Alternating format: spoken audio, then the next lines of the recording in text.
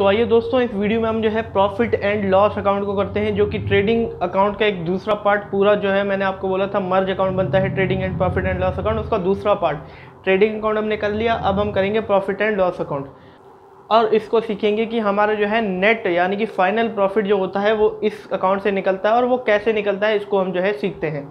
तो अगर आपको इस कंटेंट में इंटरेस्ट है तो प्लीज़ मेरे चैनल को ज़रूर सब्सक्राइब करें। आगे फ्यूचर में भी ऐसे ही कंटेंट में जो है NIOS से रिलेटेड होंगे, उसके अपडेट से रिलेटेड होंगे NIOS के, और NIOS की जो स्टडी है यानी कि कॉमर्स से रिलेटेड जो कि एग्जामिनेशन के लिए आपके जो है क्वेश्चन आंसर्स इम्पॉर्टेंट हो गए, जो कि और प्रीवियस ईयर क्वेश्चन पेपर जो है आपको इस चैनल पे कराए जाएंगे। अगर ऐसे कंटेंट में आपको इंटरेस्ट है तो प्लीज़ मेरे चैनल को ज़रूर सब्सक्राइब करें, अपने फ्रेंड्स के साथ, रिलेटिव्स के साथ शेयर करें। अगर वो ऐसा कंटेंट ढूंढ रहे हैं तो उन्हें भी बोलिए कि वो भी सब्सक्राइब करें।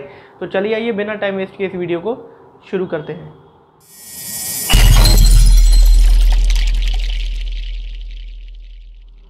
तो आइए दोस्तों, हम सीखते हैं प्रॉफिट एंड लॉस अकाउंट को और उसकी जो जर्नल एंट्री। जैसे मैंने आपको ट्रेडिंग अकाउंट सिखाया था वैसी सेम एज इट इज़ मैं जो है आपको प्रॉफिट एंड लॉस अकाउंट सिखाऊंगा।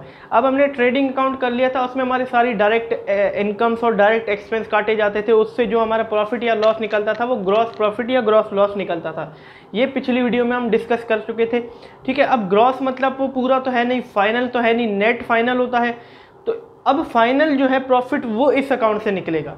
ठीक है, प्रॉफिट एंड लॉस अकाउंट। फिर क्या होगा कि आगे आप अगर सीखोगे ना तो आप trading and profit and loss account merge करके बनाओगे, जिसके अंदर ट्रेडिंग अकाउंट के अंदर आप ग्रॉस प्रॉफिट निकालोगे, उसको ट्रांसफ़र करोगे इसमें, फिर आप जो है नेट प्रॉफिट निकालोगे। ट्रेडिंग अकाउंट यानी कि एक पार्ट आप सीख चुके हो, अब हम जो है दूसरा पार्ट सीखेंगे।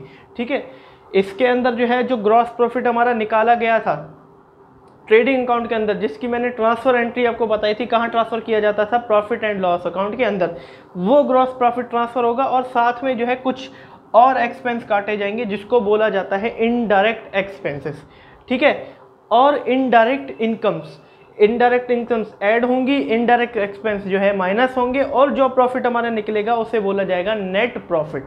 ठीक है, अब वो पूरी तरीके से कैसा करना है आइए उसको जो है हम सीखते हैं। तो सबसे पहले हम समझते हैं इनडायरेक्ट एक्सपेंसेस को। डायरेक्ट एक्सपेंस आपने जान लिया क्या होता है, इनडायरेक्ट एक्सपेंस को समझते हैं। इनडायरेक्ट एक्सपेंस वो होते हैं जो ऑफिशियल शोरूम के खर्चे, दुकान के खर्चे, जो कि मैन्युफैक्चर और प्रोडक्शन से रिलेटेड ना हो। ठीक है, मैन्युफैक्चर और प्रोडक्शन से रिलेटेड यानी कि फैक्ट्री के खर्चे में बात करूँ तो वो हमारे डायरेक्ट एक्सपेंस होते थे। अब हम बात कर रहे हैं इनडायरेक्ट एक्सपेंसेस की, जो मैन्युफैक्चर और प्रोडक्शन से रिलेटेड नहीं है, यानी कि हमारे दुकान के खर्चे, शोरूम के खर्चे। ठीक है, जो भी हम जो है खर्चे करते हैं शोरूम से रिलेटेड या प्रोडक्शन और मैन्युफैक्चर से रिलेटेड ना हो, वो खर्चे हमारे इनडायरेक्ट एक्सपेंस होते हैं। इनके अंदर भी हमारे दो टाइप होते हैं, ऑपरेटिंग और non operating expense. Operating expense यानी कि जो रेगुलर नेचर के जो एक्सपेंस होते हैं हमारे बिजनेस के, वो हमारे ऑपरेटिंग एक्सपेंस होते हैं, जो हमारी ऑपरेटिंग एक्टिविटीज़ के ऊपर होते हैं। ठीक है, नॉन ऑपरेटिंग एक्सपेंस वो होते हैं जो रेगुलर बेसिस पे नहीं होते।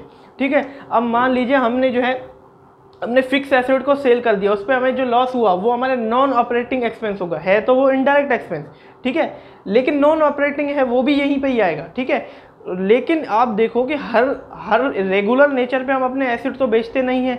ठीक है, यानी कि हमने एक एग्जांपल और है, अगर हमने एसेट बेच दिया, ठीक है, उस पर हमें प्रॉफिट होता है तो वो हमारी नॉन ऑपरेटिंग इनकम होगी, जो कि यहाँ पे क्रेडिट साइड आएगी प्रॉफिट एंड लॉस अकाउंट के, जो कि इनडायरेक्ट इनकम मानी जाएगी। ठीक है, इनडायरेक्ट एक्सपेंस आपने पता लग गया, जो मैन्युफैक्चर और प्रोडक्शन से रिलेटेड ना हो वो एक्सपेंस हमारे इनडायरेक्ट एक्सपेंस होते हैं, जो शोरूम और दुकान के खर्चे होते हैं। और इनडायरेक्ट इनकम्स वो हमारी जो है मैन्युफैक्चर और प्रोडक्शन से रिलेटेड ना हो वो इनकम, वो हमारी जो है इनडायरेक्ट इनकम होती हैं, जो कि शोरूम और वगैरह वगैरह मैं आपको बोलूँ दुकान के जो इनकम्स होती हैं हमारी, वो हमारी इनडायरेक्ट इनकम होती है। इनडायरेक्ट एक्सपेंस यहाँ आते हैं debit side of profit and loss account, और जो इनडायरेक्ट इनकम्स होती हैं वो हमारी credit side of profit and loss account में आती हैं। ठीक है, तो उम्मीद है आप एक्सपेंस का सारा कॉन्सेप्ट समझ गए होंगे। दो टाइप के एक्सपेंस होते हैं, डायरेक्ट एक्सपेंस, इनडायरेक्ट एक्सपेंस, दोनों को आप मीनिंग समझ गए। और दो टाइप की इनकम होती है, डायरेक्ट इनकम्स और इनडायरेक्ट इनकम, दोनों की आप जो है मीनिंग समझ गए। डायरेक्ट मतलब जो शोरूम फैक्ट्री से रिलेटेड हो, मैन्युफैक्चर और प्रोडक्शन से रिलेटेड एक्सपेंस या इनकम। और इनडायरेक्ट की बात करें जो मैन्युफैक्चर और प्रोडक्शन से रिलेटेड ना हो, वो शोरूम और जो ऑफिशियल शोरूम्स होते हैं या दुकान के हो गए जो खर्चे होते हैं, वो इनकम्स या एक्सपेंस वो हमारे इनडायरेक्ट होते हैं। इसके अंदर ऑपरेटिंग और नॉन ऑपरेटिंग होता है। ऑपरेटिंग मतलब जो रेगुलर नेचर, नॉन ऑपरेटिंग मतलब जो इररेगुलर नेचर, जो बार बार नहीं होते, ठीक है। अब यहाँ सबसे पहले हमारा जो है ग्रॉस प्रॉफिट ट्रांसफर होता है, ठीक है, या ग्रॉस लॉस हुआ है वो ट्रांसफर होता है, ग्रॉस प्रॉफिट हुआ है या वो ट्रांसफर होता है।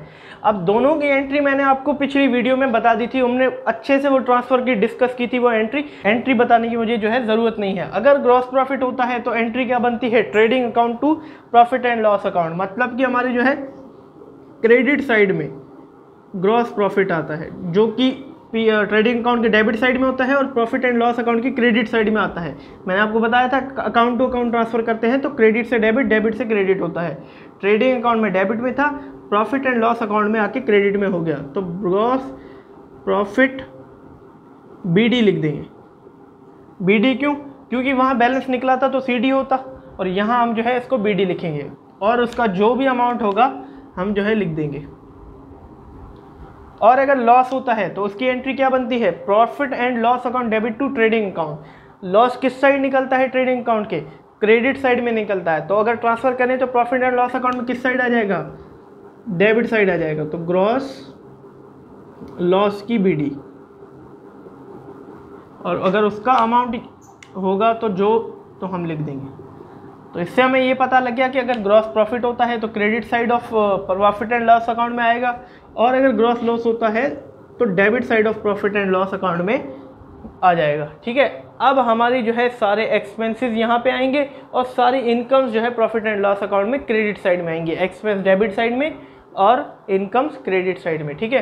एक्सपेंस का लॉजिक देखिए हम, अब जो भी हमारे इनडायरेक्ट एक्सपेंस होंगे वो डेबिट बैलेंस होते हैं। आपको पता है कि एक्सपेंस बढ़ते हैं तो डेबिट, घटते हैं तो क्रेडिट। अब सारे के सारे ट्रांसफर करे जा रहे हैं प्रॉफिट एंड लॉस अकाउंट में, मतलब कि वो क्रेडिट हो जाएंगे क्योंकि कम हो रहे हैं वो अपने अकाउंट से। तो सारे के सारे एक्सपेंस जो भी यहाँ पे आएंगे सारे के सारे क्रेडिट होंगे। नाम किसका आ जाएगा, प्रॉफिट एंड लॉस अकाउंट का, ठीक है। प्रॉफिट एंड लॉस अकाउंट में ट्रांसफर हो रहे हैं तो एंट्री क्या बनेगी, profit and loss account debit to वो सारे एक्सपेंस जो कि यहाँ आएंगे, बस। अब वो इनडायरेक्ट एक्सपेंस कौन कौन से हैं वो मैं आपको बता देता हूँ, ठीक है। वो कौन कौन से जो है इनडायरेक्ट एक्सपेंस होते हैं, तो सबसे पहले जो है मैं लिख देता हूँ टू रेंट, ठीक है। ये मैं आपकी बुक से जो है नहीं बता रहा हूँ, वैसे तो आपकी बुक में भी सारे जो है मिले जुले होंगे, मैं अलग अलग करके आपको अपने हिसाब से जो है वो एक्सपेंसेस बता देता हूँ, ठीक है। रेंट हो गया हमारा, ठीक है। सैलरीज हो गई, अगर हमने कोई सैलरी पे करी हो, ठीक है। और मान लीजिए हमने जो है डेप्रिसिएशन फिक्स एसेट पे लगाया हो, वो हमारा इनडायरेक्ट एक्सपेंस होता है, वो भी इसमें से कटेगा, ठीक है। और मैं अगर बात करूँ तो इंश्योरेंस जो हो गया, इंश्योरेंस प्रीमियम हमने भर दिया, ठीक है, वो हमारा जो है इनडायरेक्ट एक्सपेंस होता है, वो भी यहाँ पे डेबिट साइड में आ जाएगा। सारे एक्सपेंस डेबिट साइड में, सारे इनकम्स क्रेडिट साइड में, ठीक है।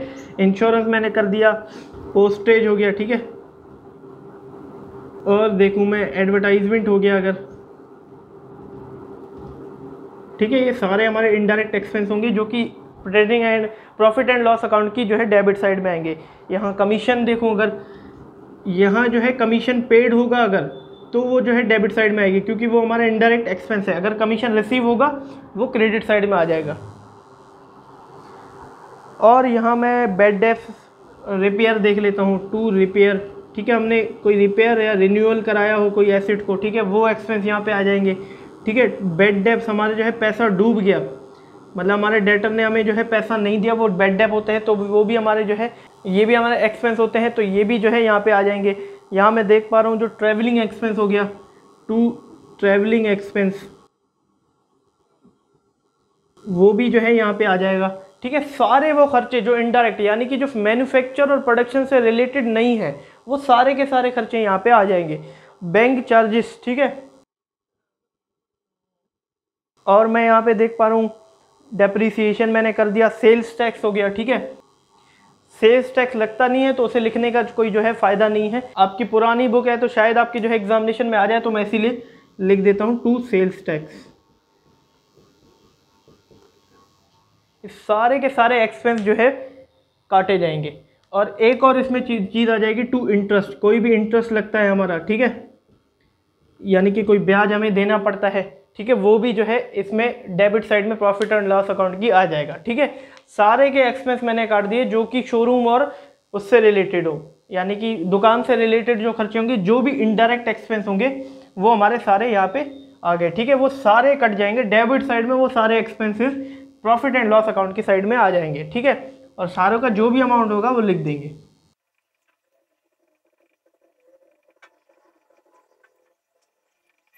ठीक है, सारे के सारे अमाउंट आपने लिख देने हैं।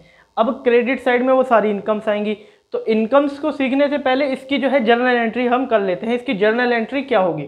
देखिए, सारे एक्सपेंस है, एक्सपेंसेस का जो है बैलेंस वो होता है डेबिट बैलेंस। ठीक है, यानी कि उसका जो सीडी होता है, बैलेंस जो निकलता है सीडी, वो हमारे क्रेडिट साइड में निकलता है। उसका हमेशा जो है डेबिट कॉलम बड़ा रहता है एक्सपेंसेस का। और जिसका डेबिट बैलेंस होता है तो मतलब कि एक्सपेंस जो होंगे वो बढ़ते हैं तो डेबिट, घटते हैं तो क्रेडिट। यहाँ देखो आप घट रहे हैं, क्यों घट रहे हैं? क्योंकि वो ट्रांसफर हो रहे हैं अपने अकाउंट से प्रॉफिट एंड लॉस अकाउंट में। ठीक है, तो इसका मतलब वो क्रेडिट हो जाएंगे। और कहाँ ट्रांसफर हो रहे हैं? प्रॉफिट एंड लॉस अकाउंट के अंदर। प्रॉफिट एंड लॉस अकाउंट जो है हमारा नॉमिनल नेचर का अकाउंट है।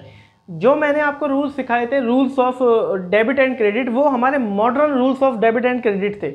एक और रूल होता है traditional rules of debit and credit, उसके अंदर नॉमिनल अकाउंट आता है। उसका मतलब होता है कि एक्सपेंस को डेबिट करो, इनकम्स को क्रेडिट करो। ठीक है, तो यहाँ हम एक्सपेंस को इसीलिए जो है डेबिट कर रहे हैं। तो इसका मतलब कि प्रॉफिट एंड लॉस अकाउंट हमारा जो है डेबिट होगा, क्योंकि इसके एक्सपेंस हो रहे हैं और एक्सपेंस अपने अकाउंट से ट्रांसफर होकर कहाँ जा रहे हैं? प्रॉफिट एंड लॉस अकाउंट के अंदर। तो वो सारे एक्सपेंस जो है वो क्रेडिट हो जाएंगे।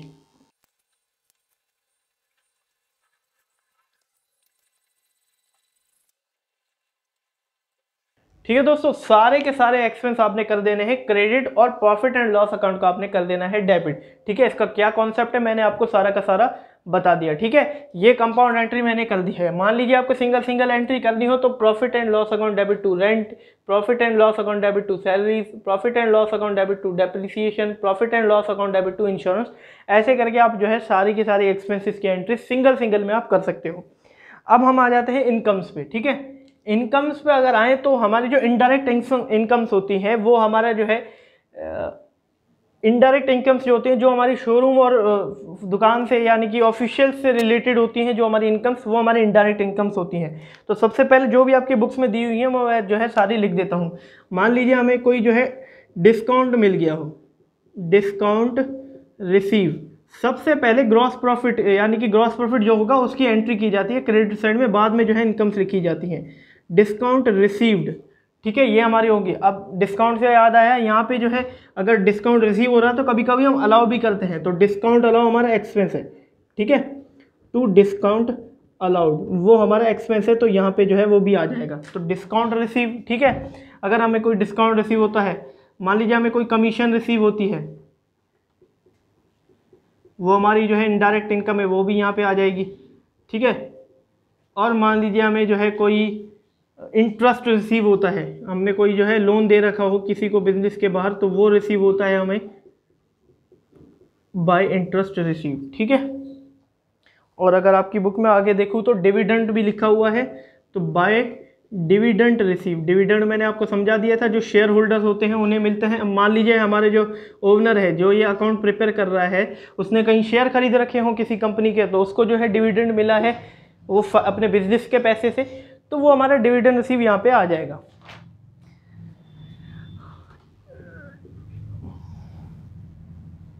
रेंट हमने जो है रेंट रिसीव हो गया, हमने कहीं जो है बिल्डिंग कोई रेंट पे चढ़ा रखी होगी तो रेंट वहाँ से रिसीव हुआ है, तो बाय रेंट रिसीव भी जो है ये सारी इनकम्स जो है वहाँ पे आ जाएंगी। अगर जो आपको गिवन होगी क्वेश्चन में आप वो लिख देंगे। ठीक है, ठीक है दोस्तों, सारी की सारी आपने इनकम लिख देनी है। अब इनकम का कॉन्सेप्ट समझो, जर्नल एंट्री का। इनकम्स क्रेडिट बैलेंस होती हैं, ठीक है, मतलब कि बढ़ती हैं तो क्रेडिट, घटती हैं तो डेबिट। अब ये अपने अकाउंट से घट के कहाँ जा रही है? प्रॉफिट एंड लॉस अकाउंट में। ठीक है, तो मतलब कि सारी की सारी डेबिट की जाएंगी, क्योंकि घटती हैं तो डेबिट करते हैं, सारी की सारी डेबिट की जाएंगी। और profit and loss account nominal nature क्या कहता है? डेबिट करो सारे एक्सपेंस को, क्रेडिट करो सारी इनकम्स को। तो यहाँ पे जो है इनकम्स क्रेडिट हो रही हैं, तो इसका मतलब कि profit and loss account credit हो जाएगा और सारी इनकम्स जो है डेबिट हो जाएंगी।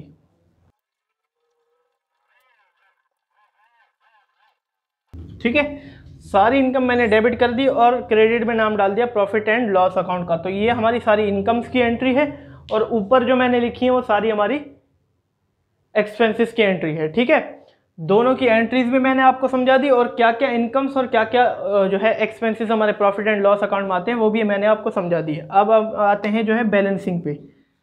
ठीक है, सबसे पहले जो भी कॉलम बड़ा होगा, डेबिट कॉलम या क्रेडिट कॉलम, उसमें जो है दोनों का अमाउंट हम जो है लिख देंगे।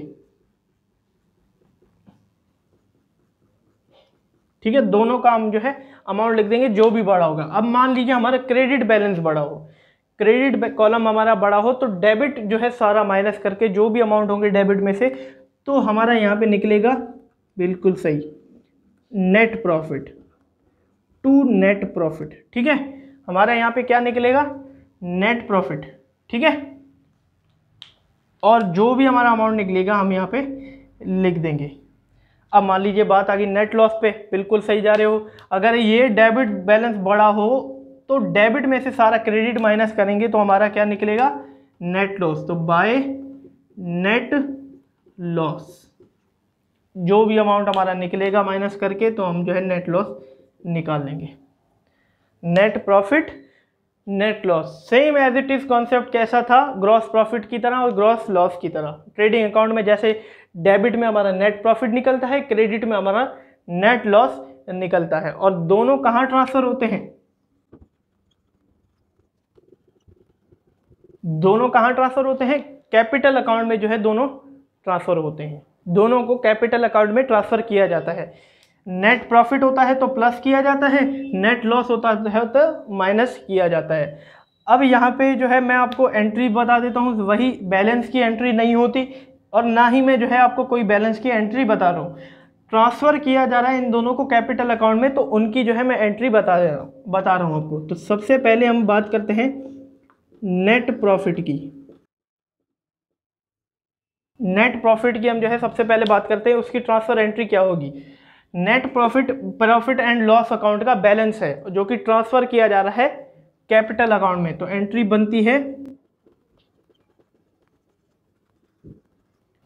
Profit and loss account debit to capital account, जो है इसकी एंट्री बनती है। ठीक है, प्रॉफिट एंड लॉस अकाउंट की डेबिट साइड में है नेट प्रॉफिट, यहाँ पे आया, और टू कैपिटल हमने जो है इसलिए कर दिया क्योंकि इसकी वजह से कैपिटल बढ़ती है, और जब कैपिटल बढ़ती है तो उसको क्रेडिट करना होता है, तो इसीलिए जो है इसकी एंट्री क्या बनी, profit and loss account debit to capital account. ठीक है, अब दूसरी बात आ जाती है यहाँ पे नेट लॉस की। नेट लॉस की क्या एंट्री होगी, इसका ही रेसिप्रोकल कर दो आप, नेट लॉस की एंट्री जो है चली निकल जाएगी। Capital account debit to profit and loss account, जो है इसकी एंट्री नेट लॉस की जाएगी। यहाँ पे इसकी वजह से जो है कैपिटल घटती है, यानी कि माइनस किया जाता है, तो इसीलिए मैंने जो है कैपिटल को डेबिट कर दिया। कैपिटल का रूल क्या कहता है, बढ़ता है तो क्रेडिट, घटती है तो डेबिट, तो इसीलिए मैंने जो है घट रही थी तो इसीलिए डेबिट कर दी। नेट प्रॉफिट, नेट लॉस, सारी इनकम, सारे एक्सपेंसेस, चारों की मैंने जो है आपको एंट्री बता दी, और क्या कॉन्सेप्ट रहेगा, कैसे नेट प्रॉफिट निकला है, कैसे नेट लॉस निकलता है, ये सब कुछ जो है मैंने आपको अभी बता दिया। बहुत इंपॉर्टेंट टॉपिक है। ट्रेडिंग अकाउंट के बाद मर्ज करके जो है ये सारा अकाउंट बनाया जाता है, trading and profit and loss account. अब जो मुझे शुरू में बताना था वो मैं बता नहीं पाया, इसीलिए मैं अभी बता देता हूँ। ऊपर भी जो है ये लिखा जाता है profit and loss account, of में जो है उसके बाद कंपनी का नाम लिखा जाता है या फर्म का नाम लिखा जाता है, मैं अपना नाम लिख देता हूँ। और ये भी जो है ईयर एंड को बनता है, इसीलिए इसमें जो है डेट का कॉलम नहीं दिया जाता। फॉर्मेट ऐसा ही बनेगा सेम ट्रेडिंग तरह, क्योंकि इसी का ये अकाउंट है। तो यहाँ मैं लिख देता हूँ मार्च 31। ठीक है, हमेशा एंडिंग में बनेगा दिसंबर 31 या मार्च 31, एंडिंग में ही ये जो है हमेशा बनेगा। तो आइए इसकी जो है जर्नल एंट्रीज का एक क्वेश्चन है उसको कर लेते हैं, ताकि आपका जो है जर्नल एंट्री का कॉन्सेप्ट अच्छे से क्लियर हो जाए। फिर वही बात मैं कह रहा हूँ आपको, ट्रेडिंग अकाउंट में जो मैंने की थी, जर्नल एंट्रीज जो है एज अ कॉन्सेप्ट मैं आपको बता रहा हूँ। एग्जामिनेशन में बहुत कम चांस है इसके आने के। एग्जामिनेशन में मेन आपका जो है ये अकाउंट आएगा। अकाउंट ये भी नहीं आएगा, पूरा मर्ज करके आएगा, trading and profit and loss account. क्या क्या आइटम ट्रेडिंग अकाउंट में आते हैं और क्या item profit and loss account में आते हैं, ये आपको याद रखना पड़ेगा। अगर आपने कॉन्सेप्ट सीख लिया तो याद रखने की भी आपको ज़रूरत नहीं है। डायरेक्ट एक्सपेंसेस वहाँ आते हैं ट्रेडिंग अकाउंट का डेबिट साइड में, डायरेक्ट इनकम्स क्रेडिट साइड में, और इनडायरेक्ट एक्सपेंस डेबिट साइड में profit and loss account, indirect incomes जो होती हैं प्रॉफिट एंड लॉस अकाउंट की क्रेडिट साइड में। इसके क्वेश्चंस जब आप करोगे तो ये चीज़ मैं आपको गारंटी देता हूँ रट जाएगी, आपको याद करने की ज़रूरत नहीं पड़ेगी। आप एक्सपेंस का नाम देखोगे जैसे ही, आपको पता लग जाएगा कि ये ट्रेडिंग अकाउंट में आ रहा है कि प्रॉफिट एंड लॉस अकाउंट में आ रहा है। इसके क्वेश्चंस भी हम जो है अगले चैप्टर में करेंगे, क्योंकि इसमें सिर्फ हमें जो है जर्नल एंट्रीज करनी है। तो आप इसको नोट कर ले, मैं आपको जो है जर्नल एंट्रीज करा देता हूँ।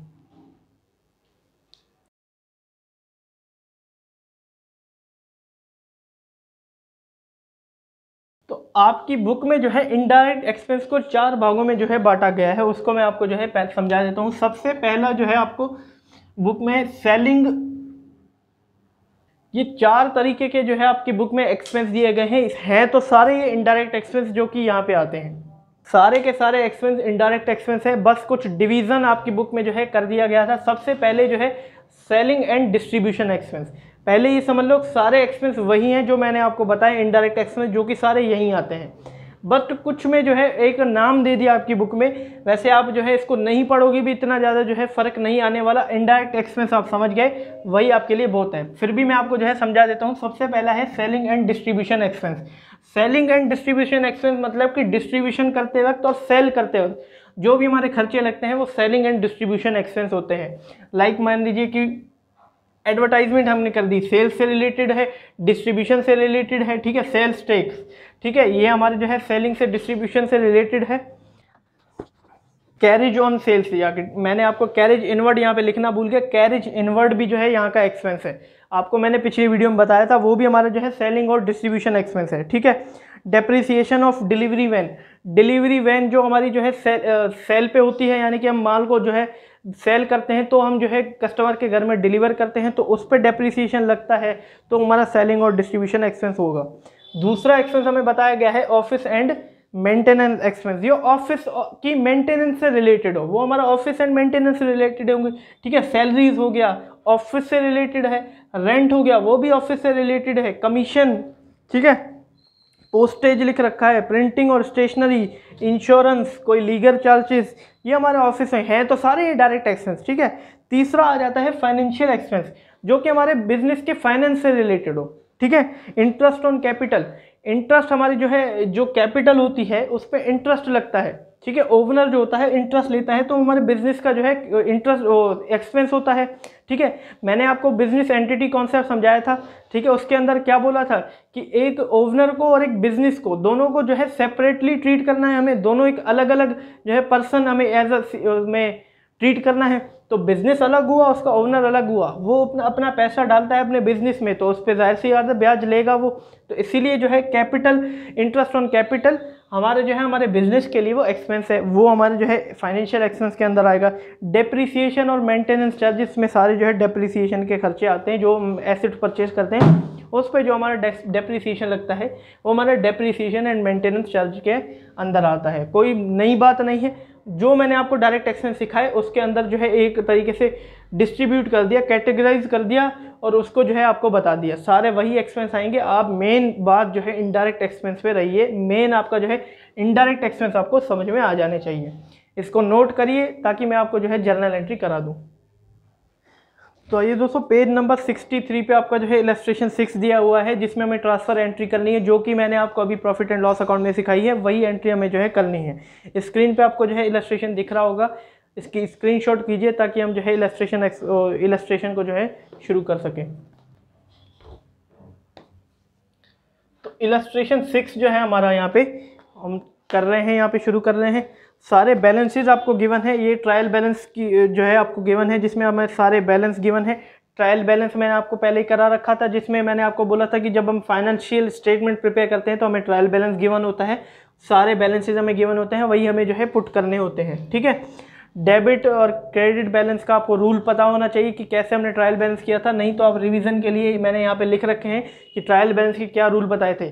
एसेट का हमारा डेबिट बैलेंस होता है, एक्सपेंस का डेबिट बैलेंस होता है, कैपिटल का क्रेडिट बैलेंस होता है, लायबिलिटी का क्रेडिट बैलेंस होता है, रेवेन्यू का क्रेडिट बैलेंस होता है। मतलब कि एक्सपेंस अगर कोई डेबिट बैलेंस हमें ट्रायल बैलेंस में गिवन है, या तो फिर एसेट है या तो एक्सपेंस है, ठीक है। और क्रेडिट बैलेंस हमें गिवन है, या तो लायबिलिटी है या रेवेन्यू है या कैपिटल है। कैपिटल एक बार ही होती है, फिर अगर हम बोले तो लायबिलिटी है या रेवेन्यू है, ठीक है, ये आपको पता होना चाहिए। सबसे पहले आपको जो है ग्रॉस प्रॉफिट गिवन है।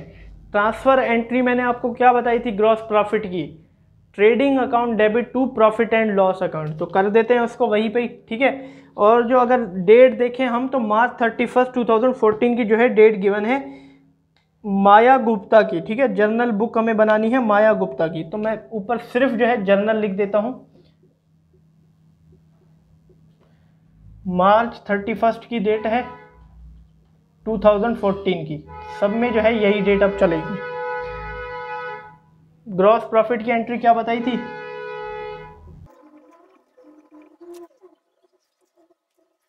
Trading account debit to profit and loss account, कितना गिवन है हमें, 65,000 जो है हमें गिवन है।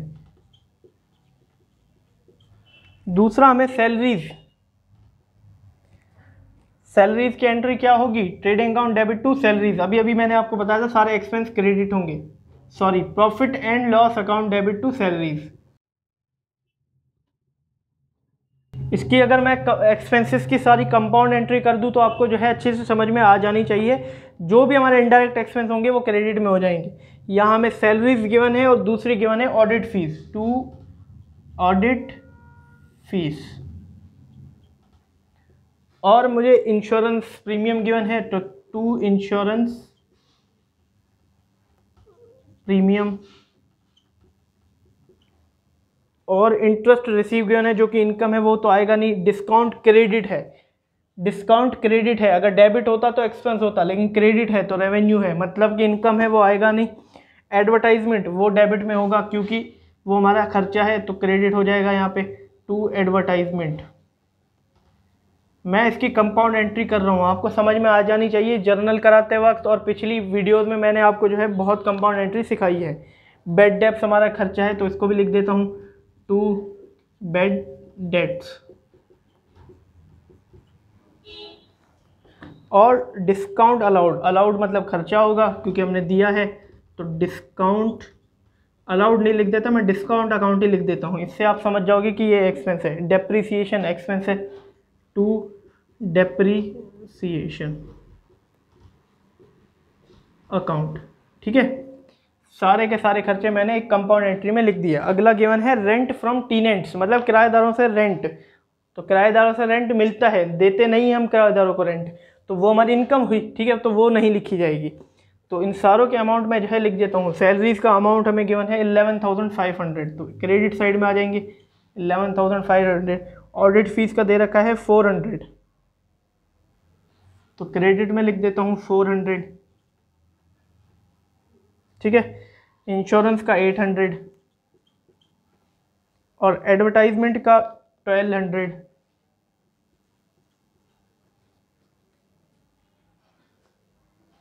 और बेड डेप्स का 150,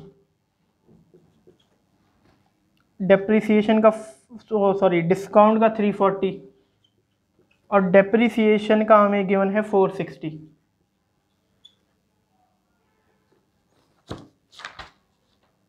तो इन सब का जो टोटल है वो है 14,850, तो डेबिट में लिख देंगे 14,850, ठीक है। ये सारे एक्सपेंसेस की मैंने जो है कंपाउंड एंट्री कर दी, सब पे आप टिक लगा दो। अब हमारा बचता है इनकम्स में, इनकम रिसीव बचता है, डिस्काउंट बचता है, और रेंट फ्रॉम टीनेंट बचता है, ठीक है। अब इनकी भी मैं कंपाउंड एंट्री कर देता हूँ, सबको मैं कर दूंगा डेबिट। इनकम्स को मैंने जर्नल एंट्री में क्या किया था, डेबिट किया था, और नाम डाल दिया था प्रॉफिट एंड लॉस अकाउंट का क्रेडिट में, ठीक है। तो हमारा बच रहा है क्या, इंटरेस्ट रिसीव, डिस्काउंट, और बच रहा है रेंट फ्रॉम टीनेंट,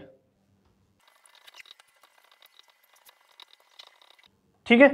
तीनों को मैंने जो है डेबिट कर दिया और प्रॉफिट एंड लॉस अकाउंट को क्रेडिट कर दिया, और तीनों के अमाउंट में लिख देता हूँ। इंटरेस्ट रिसीव का अमाउंट है 1600, और डिस्काउंट का अमाउंट है 460, और यहाँ पे जो है रेंट फ्रॉम टीनेंट का अमाउंट है 1800, ठीक है। और तीनों का टोटल है 3,860 रुपीज़, ठीक है। तो सारे बैलेंसेस मैंने जो है इसमें डाल दिए, सारी की सारी जर्नल एंट्री मैंने जो है यहाँ पे कर दी, जो भी आपके बुक में गिवन थे, जो भी balances profit and loss account के रिलेटेड थे। अब पिछली वीडियो में हमने जो है ट्रेडिंग अकाउंट की एंट्रीज की थी और ग्रॉस प्रॉफिट की भी ट्रांसफ़र एंट्री की थी। तो मतलब यहाँ पे नेट प्रॉफिट की भी हमें ट्रांसफ़र एंट्री करनी पड़ेगी। अगर नेट प्रॉफिट निकलता है तो नेट प्रॉफिट, नेट लॉस निकलता है तो नेट लॉस। अब यही सेम बात हमने जो है अकाउंट तो बनाया नहीं है, लेकिन हम जो है नेट प्रॉफिट कैसे निकालेंगे।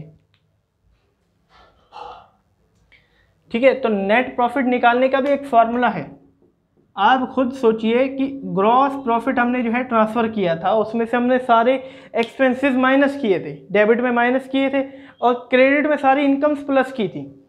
ठीक है, तो हमारा नेट प्रॉफिट निकलेगा। तो क्या मैं बोल सकता हूँ, ठीक है, तो क्या मैं बोल सकता हूँ net profit is equals to gross profit minus indirect expenses plus indirect incomes. ठीक है, ये बोल सकता हूं मैं इनडायरेक्ट इनकम्स और माइनस इनडायरेक्ट एक्सपेंस और प्लस इनडायरेक्ट इनकम्स। तो अगर मैं ये करता हूं तो ग्रॉस प्रॉफिट मेरा कितने का है, 65,000 का है। उसमें से मैं माइनस कर देता हूँ वो सारे एक्सपेंसेस, हमने जो है कंपाउंड एंट्री इसलिए की है, सारे एक्सपेंसेस 14,850 के हैं, तो 14,850 कर दिया और मैं प्लस कर देता हूँ सारी इनकम्स जो कि 3,860 की हैं, तो 3,860 की, तो मेरा जो है ग्रॉस प्रॉफिट निकल के आ जाता है। मैं से कैलकुलेटर से एक बार कर लेता हूँ, तो 54,010 रुपीज़ जो है मेरा आंसर आ रहा है, यानी कि नेट प्रॉफिट निकल के आता है 54,010 रुपीज़। तो इसकी एंट्री मैं कर देता हूँ। नेट प्रॉफिट की एंट्री क्या थी, profit and loss account debit to capital account. तो profit and loss account debit to capital account, amount कौन सा डलेगा, बिल्कुल सही, नेट प्रॉफिट का अमाउंट डलेगा 54,010 रुपीज़, 54,010 रुपीज़। तो उम्मीद है दोस्तों आप अच्छे से जो है इस इलस्ट्रेशन को यानी कि जर्नल एंट्रीज को समझ गए होंगे और प्रॉफिट एंड लॉस अकाउंट के पूरे कॉन्सेप्ट को आप जो है अच्छे से समझ गए होंगे, क्योंकि इतना ब्रीफली जो है मैंने समझाया तो समझ में आ जाना चाहिए।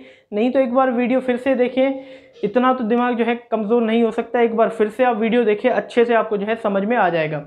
और मैं अगर बात करूं इतना ब्रीफ समझाने की, तो YouTube पे कोई नहीं आपको जो है इस कंटेंट में मिलेगा जो कि इतना ब्रीफ आपको जो है समझा सके। तो इसी वजह से प्लीज़ मेरे चैनल को ज़रूर सब्सक्राइब कर दीजिए। तो अगली वीडियो में हम जो है ऑपरेटिंग प्रॉफिट को करेंगे। बैलेंस शीट का छोटा सा टॉपिक गिवन है, उसको नहीं करेंगे क्योंकि वो अगले चैप्टर में हमें जो है ब्रीफली गिवन है और उसको अच्छे से हम अगले चैप्टर से स्टार्ट करेंगे।